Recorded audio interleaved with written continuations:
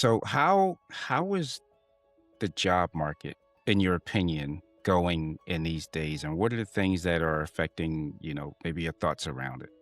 Generally speaking, it's not easy for, I Mhm, don't think, anyone. And it mhm. doesn't mean that some aren't landing fast, but I think the majority are not landing fast, that is. It is difficult. There's a lot of uncertainty on the behalf of the companies. As well as the candidates. I think that the biggest competitor that most of us, whether we're a company or a candidate that we're competing against, is not even so much other people, but we're just competing against indecision. Welcome to the Vision to Reality podcast. I'm your host, Curtis L. Jenkins, and in each episode, I speak with industry experts, thought leaders, and innovators to break down the strategies, techniques, and methods that turn their ideas into reality. Whether your vision is to scale your business, build and lead a winning team, prepare for your next big career move, this podcast is for you. Let's get started and bring your vision to reality. Hey, everyone. Welcome back to the Vision to Reality podcast, where we highlight accomplished leaders and visionaries who have turned their personal and professional visions into reality. Today's episode, we're talking about landing the role, not just the interview, what executives must know about today's job search. And joining me is the incredible, talented Lisa Rangel, the founder and CEO of Chameleon Resumes, a leading executive resume writing and job landing consulting firm. Since founding the firm in 2009, she has helped executives secure top roles as an executive recruiter.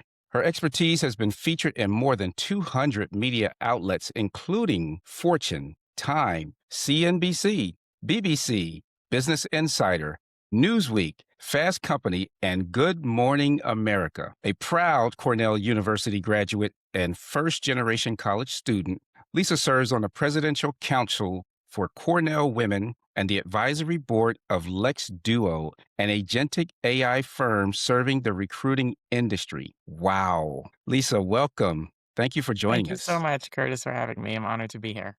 Let me start with just asking, who is Lisa, other than what I just mentioned, and what is the mission she is on? And the mission for, I didn't hear The the mi- last part. I'm sorry. I'm sorry. Who is Lisa, hmm and what is the mission that she is on, that you are on? Oh, that I'm on. Okay.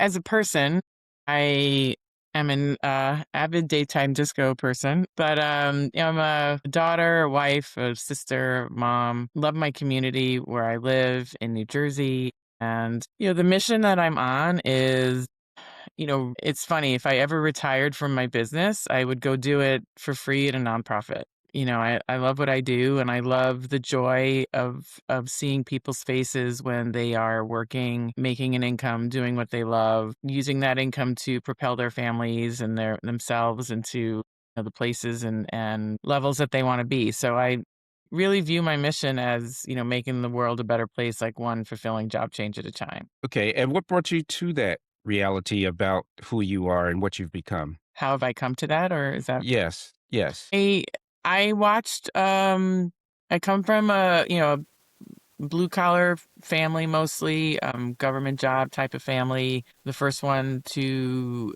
go to college in my family, and I just watched people struggle. And I watched my dad particularly struggle. He was a really smart guy. He passed away in 2016, and I watched him. He was really smart. He graduated high school at 16 and didn't go to college, which was, not uncommon back then. And but he was basically underemployed his whole life, and he was petrified. In the end, I came to realize he was petrified to interview, and he settled quite a and was frustrated. And I watched a lot of people like that.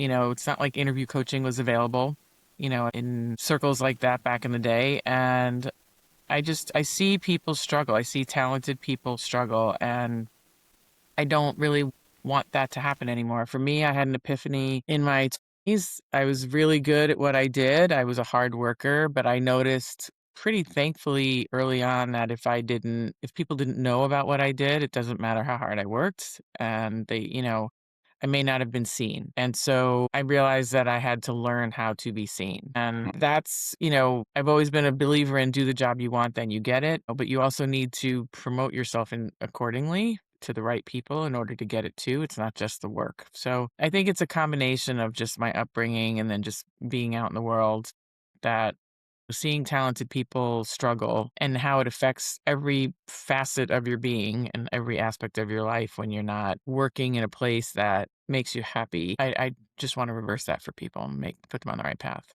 Awesome. Learn how to be seen. I think that's powerful. Can you elaborate more and maybe provide, some steps or some tips on how to be seen? Usually when I start talking about that in general, people of all levels, although I mainly work at the executive level, the executives will sometimes send me their professional level friends and partners and their adult kids and whatnot. So it's really, I see this at every level. Once I talk about promoting yourself, there tends to be like a cringe, right? Like, I don't want to do that, or I don't, I'm an introvert, or I'm this, or I'm that. I'm like, okay, we all got a reason, but and I'm an introvert that plays well with extroverts. People don't normally believe me, but I've had to learn how to do this. But I find that instead of feeling like a used car salesman about promoting ourselves, right? It's doing it in a way that is, I like to call it tastefully relentless. You don't give up, but you're not doing it in a way that makes your stomach sink every time. And you're doing it tastefully and you're doing it factually. If it's a fact, it's not bragging, right? If you're using superlatives, then you're probably bragging. So there's a way to do it, and then there's a way to do it that's best for you. And I think that that's the key, is to find out what's the best way for you to do it, so then you could become noticed and recognized for the work that you're doing, and not just depending on people seeing the work that you're doing, because they don't often see it if you're not telling them about it. Me saying I'm the best resume writer out there, regardless of my opinion of that, that's a really cheesy superlative way to say it. And there's, and it's all relative, right? But saying I have, I think the current number is 211, testimonials from clients that have paid us to, work with them, and they've made job changes using our services. Whether you like me or not, that's a fact. And so I think that there's just getting external information that serves as a fact can then let people make their own decisions, as opposed to me saying you should choose me because I think I'm the best. Well, everybody thinks they're the best. That's not it.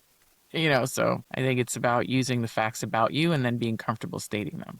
I find myself in a position, blessedly, that when we present somebody with their, resume or their draft or their LinkedIn draft, or we're working on with them their interview answers, they're uncomfortable with it. And then I have to just go, or my team has to go, like, well, did you do that? Yeah. It's like, well, is that the number? Yeah. I was like, well, then what do you want me to change? Like, so part of it is getting people comfortable with what they've accomplished and then talking about it accordingly. And blessedly, the people we're working with have the goods. They just need to be shown that they have the goods. They often don't see it that way for themselves. We do that for them. And then getting them comfortable saying it in a factual way. Yeah, I've experienced that.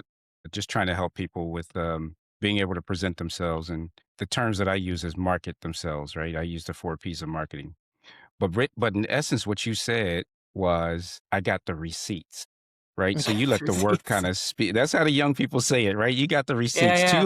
211 testimonials say why we need to work with Lisa. No, I get that. I Right. like that. I like that. So Chameleon Resumes.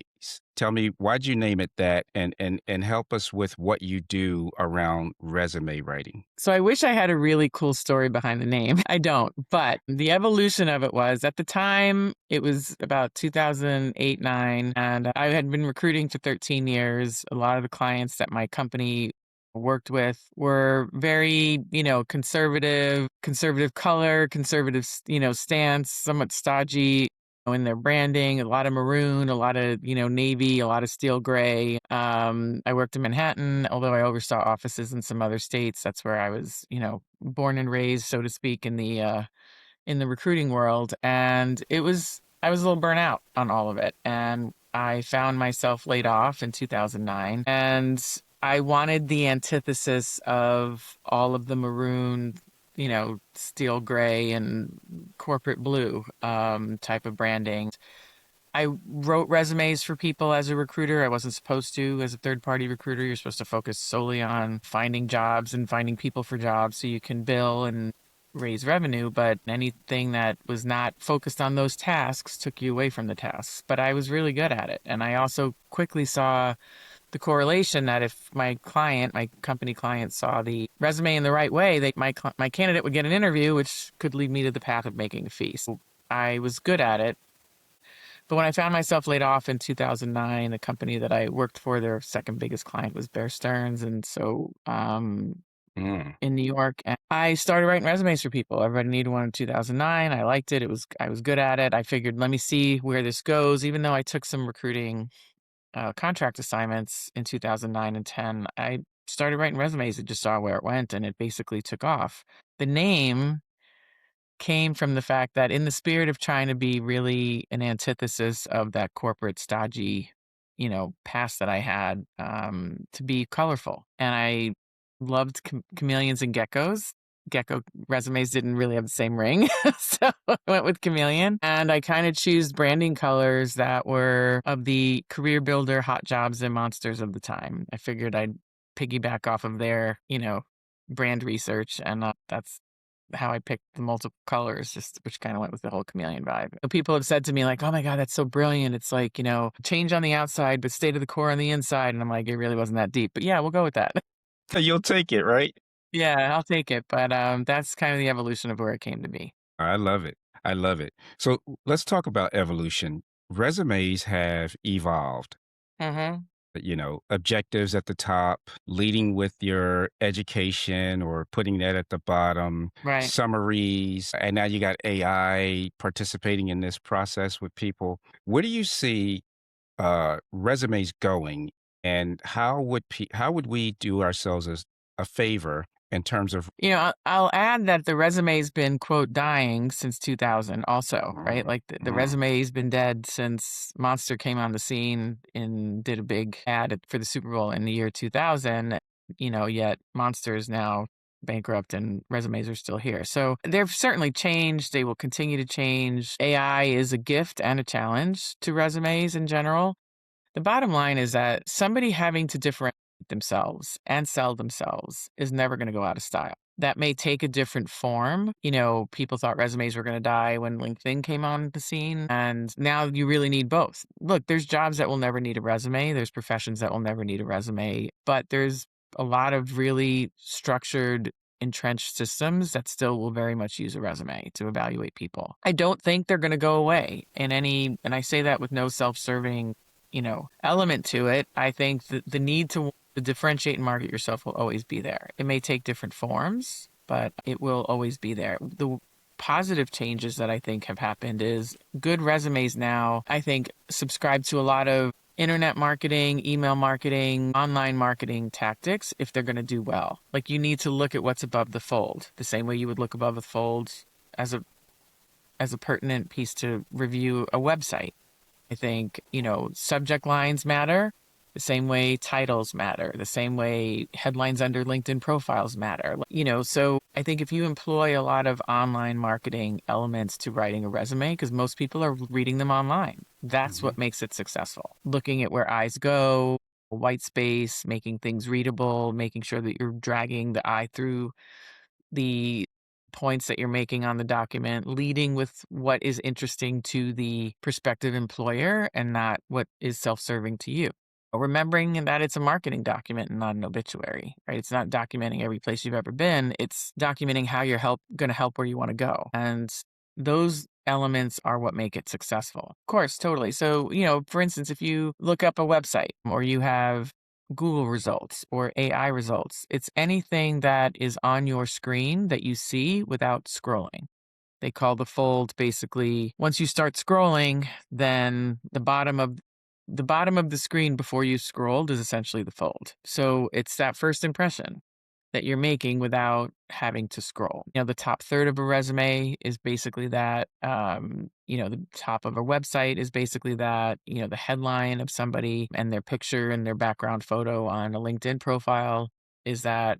The bio on, say, Instagram. So these are all different ways of grabbing attention at first to engage the reader to make them want to continue reading and hence scroll. I love how you did that because I'm old and I know above the fold was when you got the newspaper, right? All the stories that the reporters wanted to be in was before you opened the You want it to fold be and it above the was right fold. That there. is the But evolution of it. I didn't even that's think of right. that, but you're And absolutely right. you use very relevant examples, right? There's not a lot of people that are reading newspapers nowadays. So, no, No, I appreciate that. Do you also help with interviewing? We do.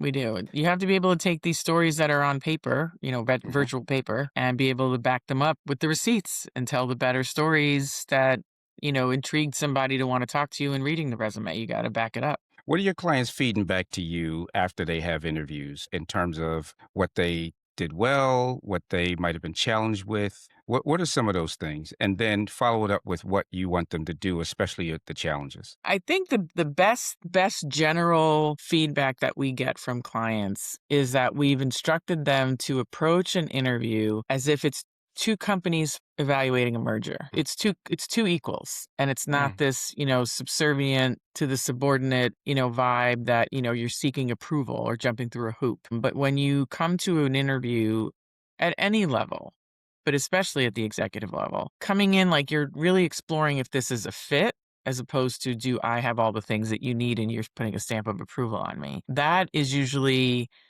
the most helpful coaching that we can give them, because then the feedback typically is that there was a mutual respect in the interview, and it, whether they get it or not, it was a discussion that had an evolution to it to see that if this is a good match, both on work Hmm. style, management style, vision or philosophy, as well as the tactical pieces of, the skills needing to do the job. But I think from a top level stance going into it, as I'm going to evaluate if these, for both of us, if this is right, that's usually a mental shift that they tend to think that helps them quite a bit. Today's episode is brought to you by LinkedIn Learning, a platform I recommend for leaders who want to keep investing in the skills that turn their ideas into real impact. On this show, we talk about execution, and execution becomes a lot easier when you're learning from experts who've actually done the work. LinkedIn Learning offers thousands of courses across leadership, communication, project management, AI, and more, designed to help you stay sharp and competitive. If you're serious about growing your career, leading stronger teams, or building your business, LinkedIn Learning gives you an edge. To explore it for yourself, just use the link in the show notes. Once again, the link is waiting for you in the show notes. And now, back to the show. No, I like that viewpoint and the way to look at it. And then what do they say when they come back from an interview? Some people say I aced it. Some people might say, I'm not sure. And you might ask, well, what was it that you weren't sure of? Do you have any data points that people share with you on maybe some of the challenges? Some of the challenges that people experience on interviews is dealing with poor interviewers. And, Mm. especially when you're experienced, it could be easy. And look, poor interviewers come at every age and every level of experience. So I don't want to imply or anyone to infer one age bracket over another, because it's really at all levels. But, there's good interviews in all age brackets and bad interviews in all age brackets. Yeah. When you encounter somebody who's not a skilled interviewer, how do you still conduct the interview so you can still be moved on, right? Like, you still want to be, if it's a job you want, you can't pontificate or posture on the fact that somebody's not a great interviewer. You have to still navigate it. And that's usually a frustrating piece because they're not sure how to do that sometimes initially when it first happens. I think once it happens, you start practicing and accepting and, trying to then again come to it as two people who have a job to do to evaluate something, as opposed to jockeying who's more who's more senior than the other or who knows more than the other. When you come to something, we both have a goal to see if this is going to work, then you can sort of forgive or forget the lack of skills and just get to the questions and the answers at hand. And so I would say that's a frustrating piece, is when they're working with people who are either overworked, uneducated on how to do an interview properly, people who don't value the process, but yet, their fate is in somebody's hands of this nature. So that's can always be frustrating. So I love that you said that, right? I'm a hiring manager. I interview people all the time. And I'm interviewing you right now. And one of the things that I really liked, and I don't know if you teach this or but you've demonstrated it. I've asked you a long form question and you kind of stopped me and you asked me to either repeat the question or you've repeated the question in a really succinct way, right? And I don't see a lot of candidates doing that when I interview them. So I'll ask them again, did you understand the question? And or I'll try to chunk the questions when I see that happening. Now, an executive should not have any problems with doing that. But for Hmm. me, you kind of demonstrated what you teach in terms of if Well, you thank have you. somebody that's not asking you a question in a way that you fully understand, don't fall into the trap of just trying to answer something until you got clarity on what it is. So you Right. do practice what you preach, and I Well, and thank you. I'm not ashamed to admit Well, thank that you. it That's happened. awesome. That's Yes, awesome yes. feedback. I appreciate that a lot. Yep. And I tend to like to structure my interviews. I'm going to go back to the resume real quick. I Yeah. rarely read a resume. I ask for a resume all the time, and then I ask my team to review the resume. I like to get eyes on it. But Hmm. I'm really interviewing for your ability to communicate. I put you in a position where you're representing me, or can you talk to my boss and my leaders? But there's one thing I tell you that's a pet peeve of mine, and that Mm. is I get to the end of the interview and I block out time and I go, the rest of this time is for you to ask me questions. And someone says, I'm good. I got everything I know. When you're teaching people interviewing practices, are you teaching them questions to ask and the types of questions to ask? Because to me, I will end it if I don't sense intellectual curiosity, because to do the job that I need you to do, you have to have that. I agree. No, I absolutely agree. There has to be intellectual curiosity throughout the interview, in my opinion. Yeah, We do coach people on asking questions and having questions prepared. Personally, I think if you are having a good dialogue, they are getting answered throughout the interview. I And if agree. they are truly getting answered throughout the interview, I think it's okay to say, I came to this meeting with this question, this question, this question. We've had a great dialogue. You've answered them throughout. So I don't have any more, That's a but good way to say it. you know what I mean? But that actually has to really happen. You can't just say that at Yes, the end if you haven't had a good dialogue, right? that's So right. so I think if you are having a good dialogue, it is okay to be satisfied. But I would just make sure that I would want to make sure a client is overtly saying that in case it is somebody who's looking to check a box that they have questions. I'd want them to be reminded of the fact that Yeah, we had them throughout, but then really have them throughout, yeah, and then it truly is a diagnostic conversation versus like this, checking the box interview type of vibe, right? So, yeah, but definitely you have to come with questions. I mean, again, if this is going to be a merger, right, of two companies, the right. other company would not ask questions. So, you have to come in. I mean, I think especially at the executive level, I know this gets a lot of bad play sometimes, this concept of culture fit or fit. But let's face it, we have ways that we know we work best in.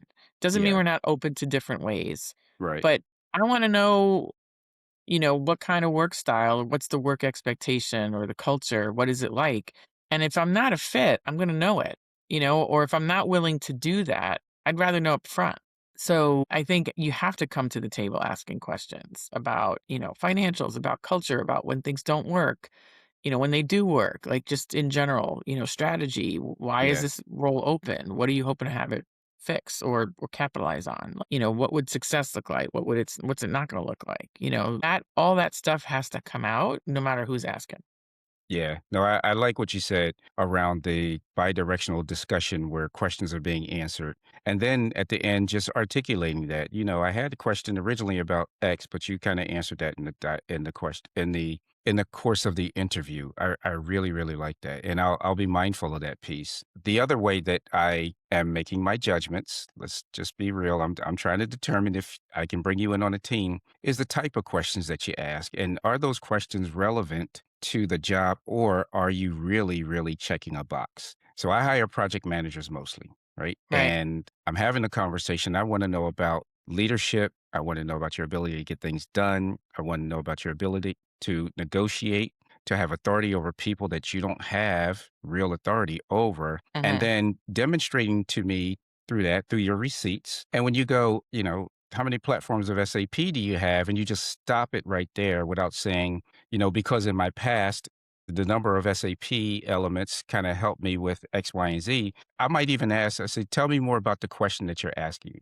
so that I Right. really know how to answer it. Because I can just say three, and I've done it. I might say three or one, and then they just take a note and say, okay, thank you. And I'm Right. But what's the confused. context behind the question? Yeah, that's Exactly, important. exactly. So I'm glad that you help people with that. Go ahead. What were you going to say? No, I was gonna basically, agree in that, the context behind things, curiosity, that is, I think, where really people can differentiate themselves. And it's hard to practice. Like you either I want to think anybody can learn anything, but sometimes I think some people come equipped more innately with curiosity than others. But being curious, I think, is one way to differentiate because I think when you're curious, you can tend to be a better problem solver because you're finding the one thing that may make the whole thing work better or the one thing that would have broken the whole thing if by you figuring it out. Or, I think that you come across as a better problem solver when I think you're just curious and ask questions, Absolutely. That's why it means so much to me because I know that especially in PMs. that's what you Yeah. have to do. I mean, in everything, Yes. but I think in PMs in general, because Lord knows there's problems every day. Exactly. So I want to add to this interview conversation. You recently wrote a post. I want to kind of dissect this. It says why employers ghost you after interviews and what you can do about it. So what prompted that interview and tell me the elements and just share with us what does that mean, right? Why do employers ghost you? I mean, first of all, the ghosting happens on both sides. Yeah. Like I know candidates have ghosted recruiters, recruiters ghost candidates. Ghosting is again not it's a universal problem. It's not a one, profession problem. But as far as why recruiters, are doing it, the reason I tried to offer some insight to candidates because I mean, look, it's never okay, right? But I also think we need to define people need to be kinder about applying, but not applying. People need to be kinder about defining what Hmm. ghosting is. Like if you submit a resume to a job posting, knowing that they're probably getting anywhere from 500 to 1,500 resumes, and you don't get a reply, I don't think that's ghosting. I think people need to label things accordingly and reframe them accordingly, preserve their mental health in this process. Process is hard enough, and you have to view it as shooting your shot. If you were playing basketball, right, every time you don't make it, you can't like fall apart on the court, right? You have to just keep moving to shoot again. Like, so to me, submitting through job postings or even reaching out to networking connections that don't respond, that's just shooting your shot. Like, just it's Tuesday, move on, go find more for Wednesday. That's it. Like, Uh-huh. you can't get wrapped up in it. You send out 20 outreaches and you get 3 responses, focus on the 3, forget about the 17, go find another 20. That doesn't mean you can't work on your technique. It doesn't mean you can't self-reflect on what you're doing, who you're targeting. Are you targeting the right people? Are you saying the right thing? But just in the spirit of you will never get 100%, you have to just keep moving. You go through 5 interview process, being told you're one of 3, and then you're not told that you're not chosen.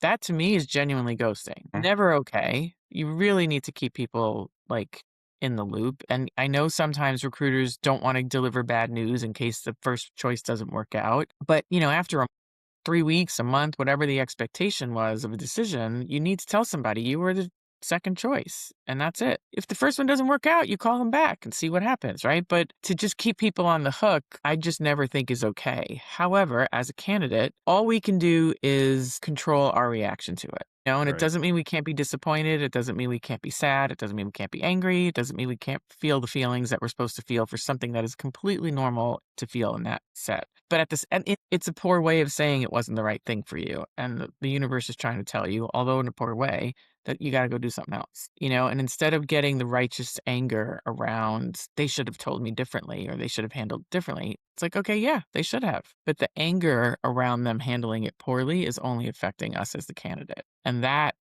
is the thing we do have control over. And so, by giving some rationale behind it in that article, it's trying to show some of the things that happen behind the scenes of why things take longer, or well-meaning recruiters are saying they're going to do things when they don't have control of the process. And, just, and in the end, although it feels incredibly personal, it's not personal. Right.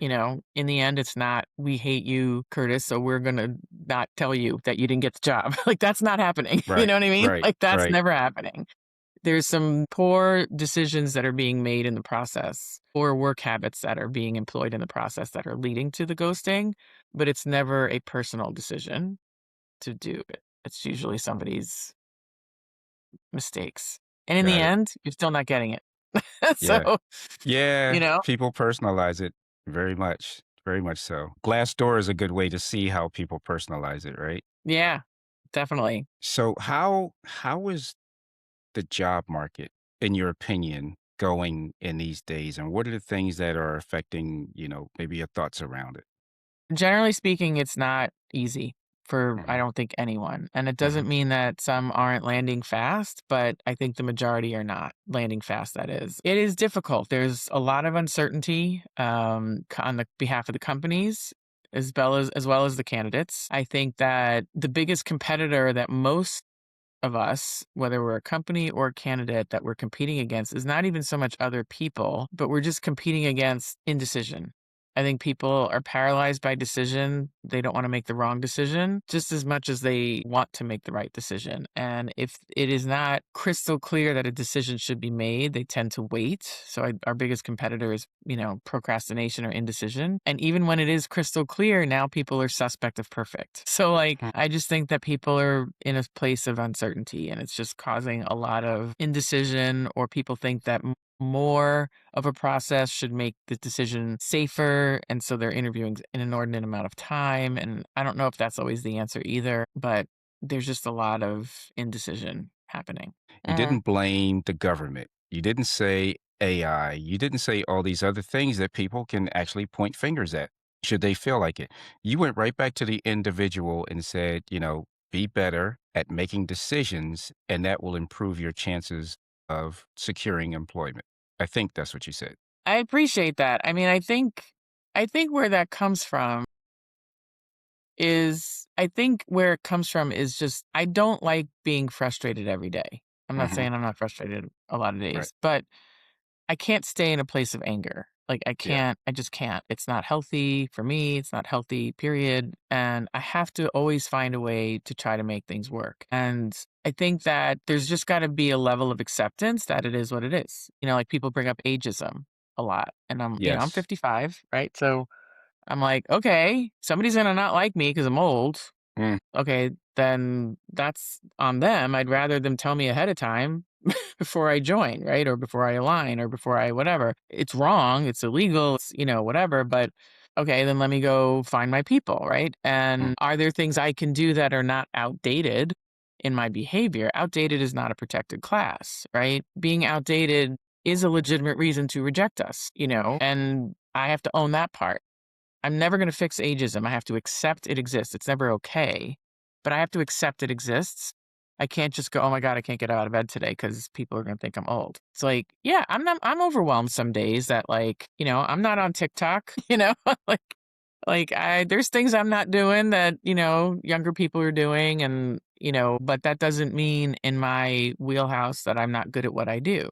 So I'm not trying to say I'm a TikTok marketer. I market on LinkedIn. I market one-to-one. I market face-to-face. I market Yeah. doing presentations. And if one day I got to get on TikTok, I can't say I won't. But for today, I'm staying in my lane, doing it the best way I know how to. And I have to talk to maybe more people to get them to see what I offer. That's what I think is really what job seekers have to come to terms with today. You might need to talk to more people than you ever had to before to find the people who appreciate the lane you're in. Now, if your lane is truly outdated, that's when you have to rethink a reinvention. But if what you do is still very needed, even if it's not cutting edge, still very needed, then go find the people who need it instead of worrying about being on the cutting edge. Like there's a small population on the cutting edge. The rest of us, and I don't know if I'm on the cutting edge. I don't know. I know when I have the right person in front of me, I can serve them well. So I'm going to put myself on a mission to find that right person that I can serve well.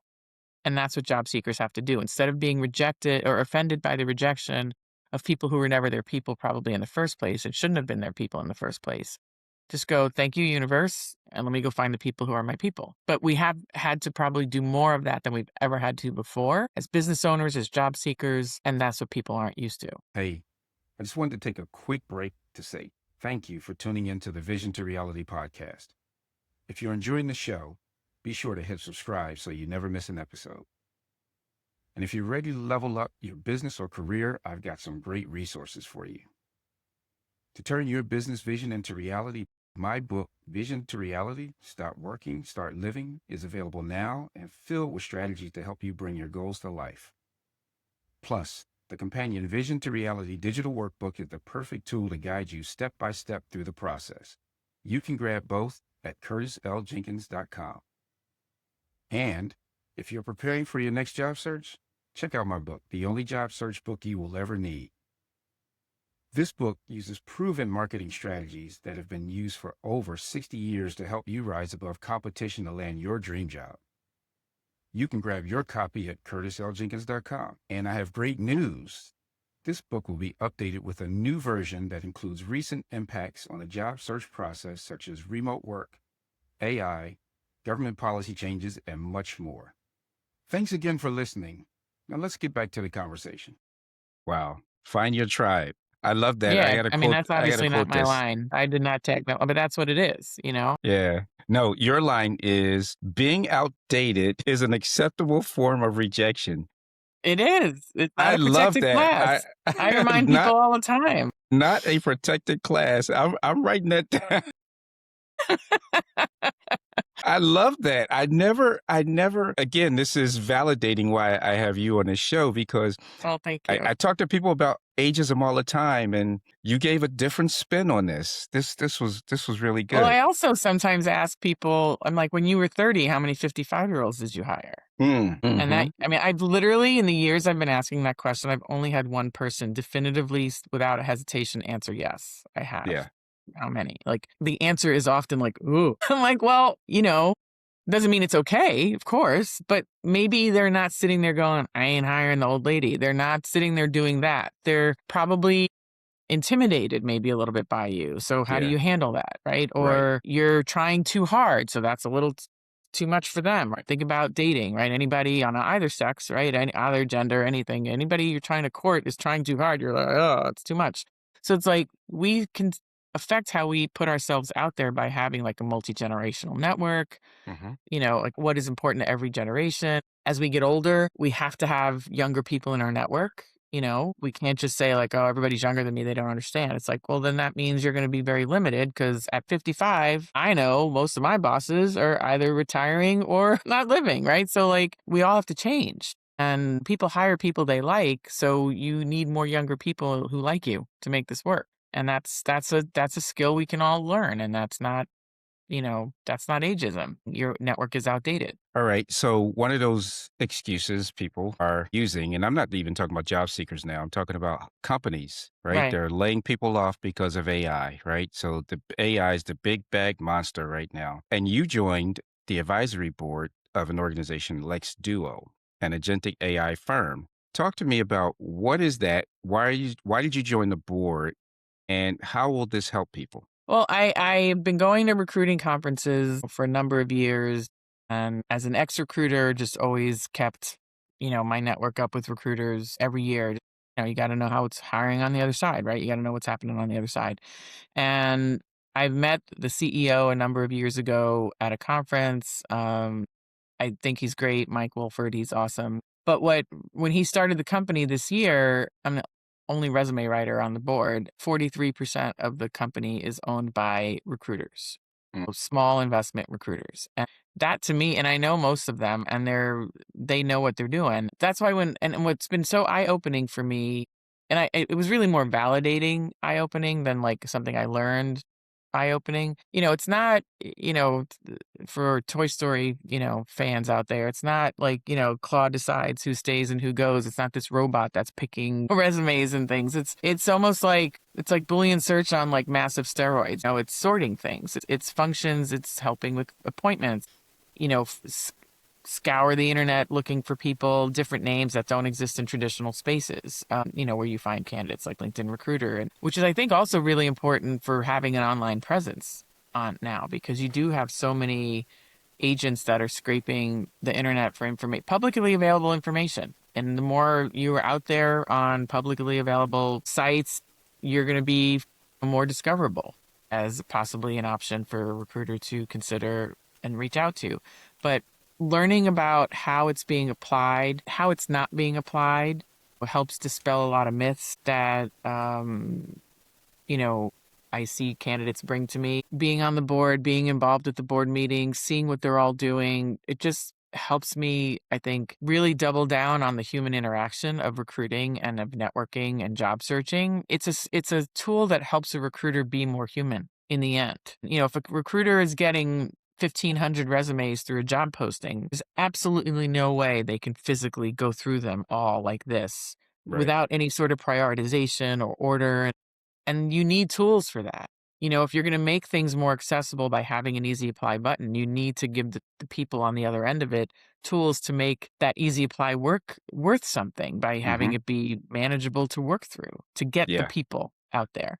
So, and to find the right talent and not just default to, pedigreed universities or pedigreed employers. If, really looking for people who are qualified, even if they come from all sorts of backgrounds that you don't normally see. And that's to me the beauty of the tools.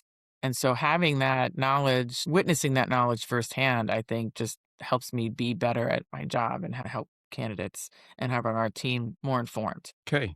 All right. So there's a few more questions that I have for you. Yeah, let's Um, go.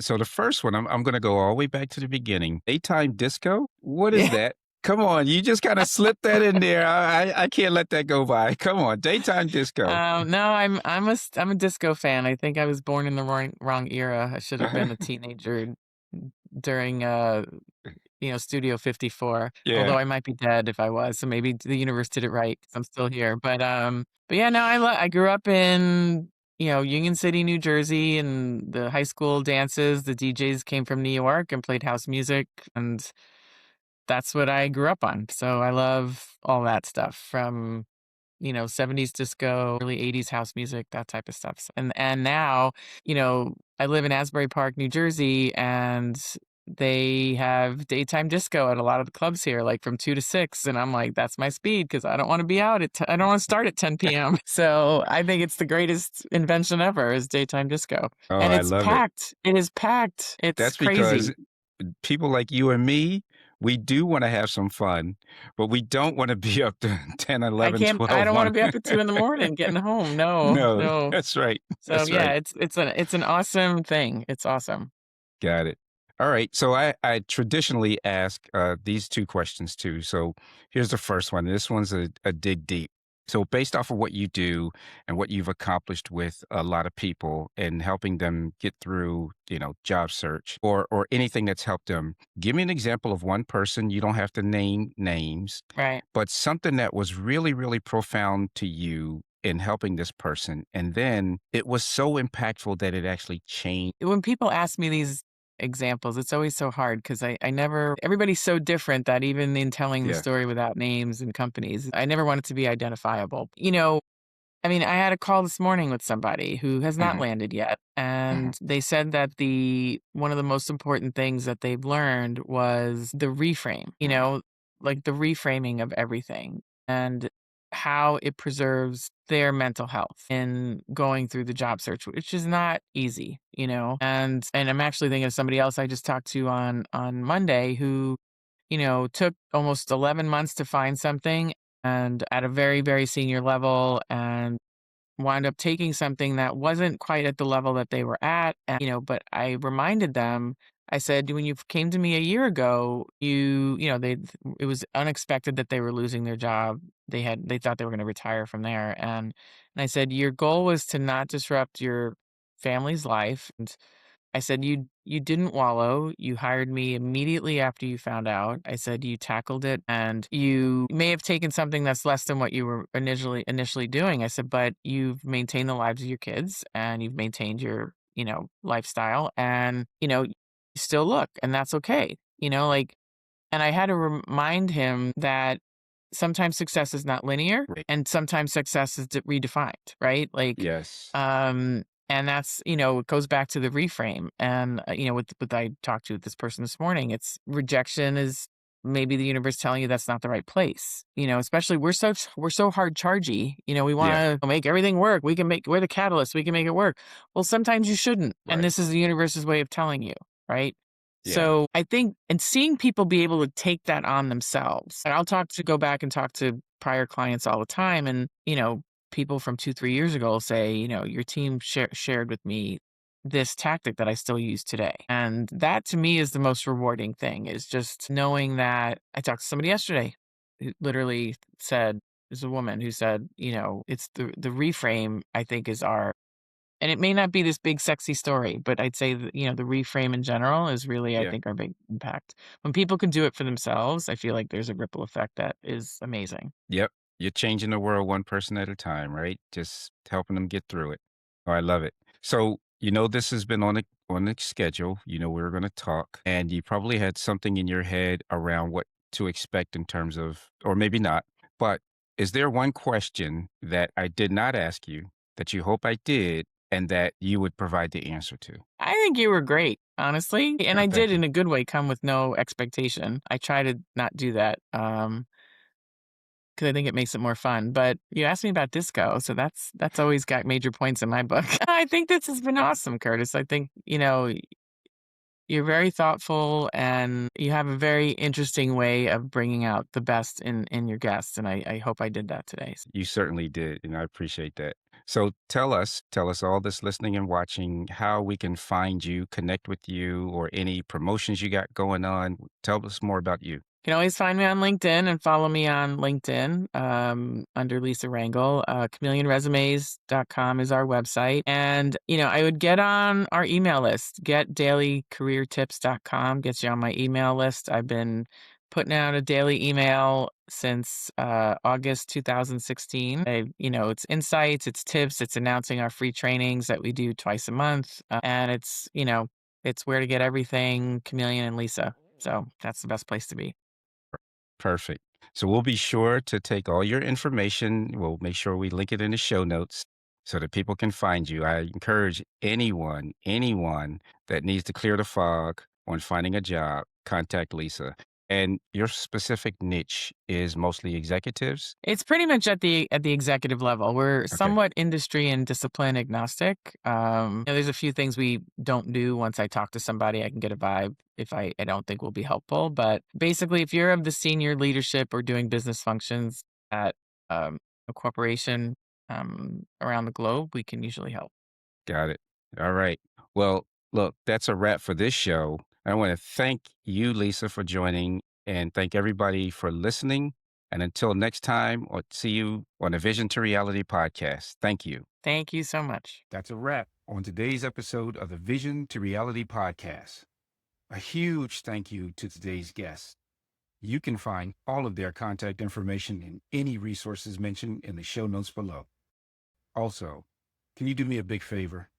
If you found today's conversation valuable, I'd love for you to subscribe, leave a comment, and a review, and share it with a friend or colleague who could benefit from the information shared today. And remember, vision without action is just a dream. Let's turn those big ideas into reality. I'll see you in the next episode.